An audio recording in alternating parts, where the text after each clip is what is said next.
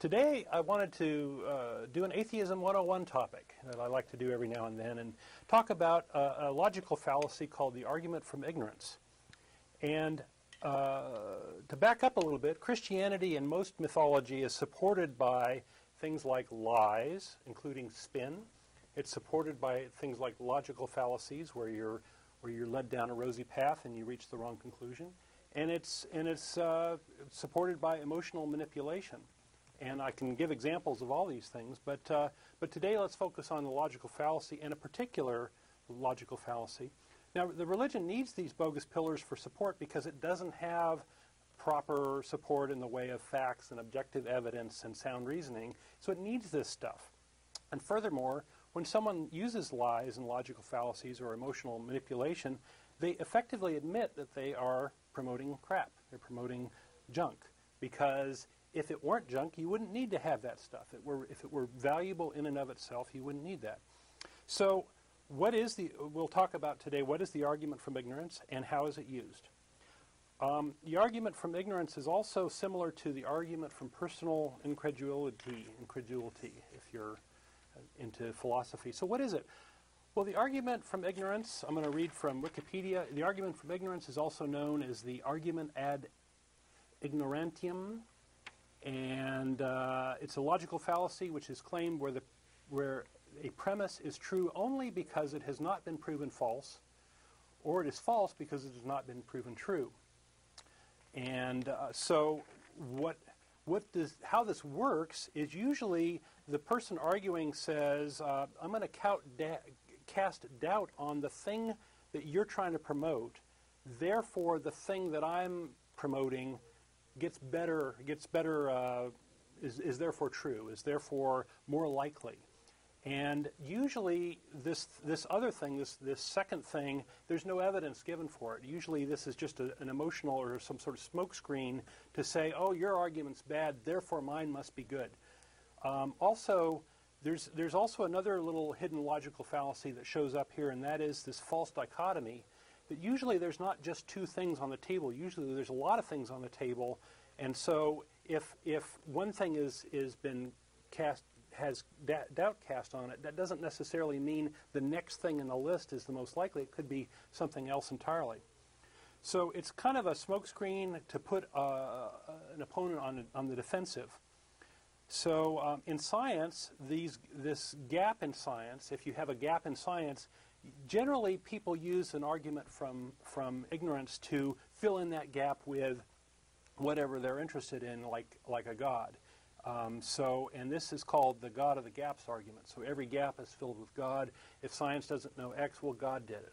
That's the default explanation.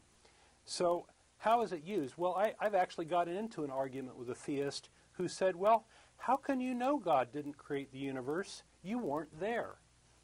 I've actually had that argument. So the person is effectively claiming that the atheist, which is me, lacks specific evidence. Therefore, their claim that God exists must be true. Well, there's a bunch of problems with this. Well, first off, the theist wasn't there either, right? So whatever they're saying they don't have either, so it's kind of a moot point. Also, they tend to not have evidence for their own side of the equation. They don't provide evidence for God. They're just trying to say, well, you don't know that God doesn't exist, so therefore God must exist. And this gets into the whole idea of burden of proof, right? So the person making a claim that God exists, a positive claim, has the burden of proof to make that claim and to assert it and to provide evidence for that claim.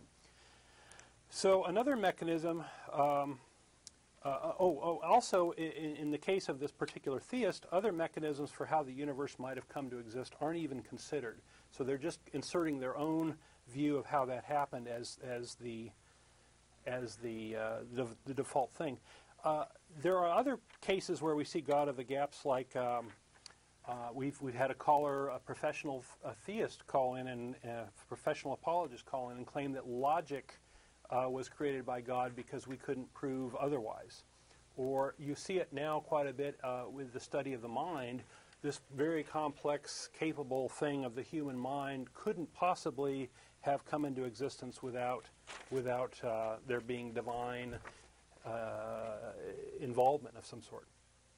Well, creationism and intelligent design are almost completely based on arguments from incredulity and arguments from ignorance.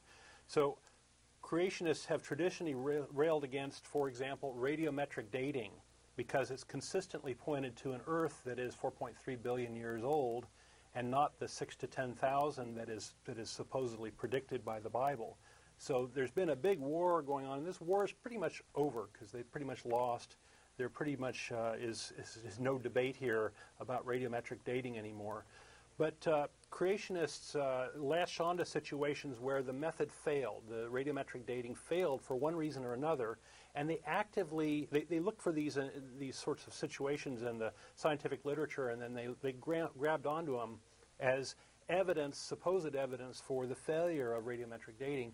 But they completely ignored the situations where science was able to explain why those failures existed, such as like a contaminated sample. So this is a very much kind of an active way of arguing, is to go shoot holes in your enemy, whether they're really holes or not. So their hope was to cast doubt on radiometric dating so that their theory of a young Earth would win, and no other explanations at all were ever considered. So today there's no real Christian consensus on the age of the universe. Some people buy into the scientific side of the dating of the universe and the Earth, and some people still cling to this 6,000 to 10,000 years, and there's a whole spectrum in between. Now, as another example, every few years the radiometric dating of the Shroud of Turin is supposedly brought into question with new evidence. And this radiometric dating was done in 1988, and pretty much every year there's a new, caveat, a new hole supposedly punched in this Shroud of Turin thing. The Shroud of Turin is a 15th century forgery. It's been pretty conclusively proven that. But believers want to believe it has something to do with Christ's death, the death of Jesus. The goal is to keep the myth alive. Another place where they cast doubt is transitional fossils. They say, oh, there's no transitional fossils, and that's just patently false. I should have brought one in. I actually own one. That's a monovalve, single-valved snail turning into a bivalve. So it's a snail with a door, and it's pretty cool little fossil. They're called popularly they're called devil's toenails. If you want to go look that up. I have a Creationist Research Quarterly here. I have an article. So here's a supposedly scholarly, it's a pseudoscience article on creationism that is basically arguing, it's providing an argument from ignorance. It's saying, well, we're going to cast doubt over here, therefore our little pet theory is true, and it turns out that the evidence they provide for their theory is kind of a straw man. It's kind of not. So you see this over and over again in the ID movement, intelligent design movement. So there's no evidence provided for a divine creation. They just want to cast doubt on Darwin one way or another, because Darwin's kind of become the enemy. And they provide a mechanism of irreducible complexity that has been discredited. So this is something that's been going on the last 10, 15, 20 years. Now, note that the intelligent design movement, which is closely tied to the creationist movement, is really a conscious propaganda campaign run largely by the Discovery Institute and funded by a large number of Christian organizations. And what other propaganda campaigns have we seen? What other organizations have we seen with other hidden agendas? Well, the smoking, right? The whole smoking thing, where the link of smoking to cancer has been trying, the tobacco companies have tried to hide that for many, many years. They funded pseudoscience that was obscuring this link, and they created, for funding people, to create a conflict of interest to make sure that their viewpoint. And they basically created a campaign to confuse people, a disinformation campaign.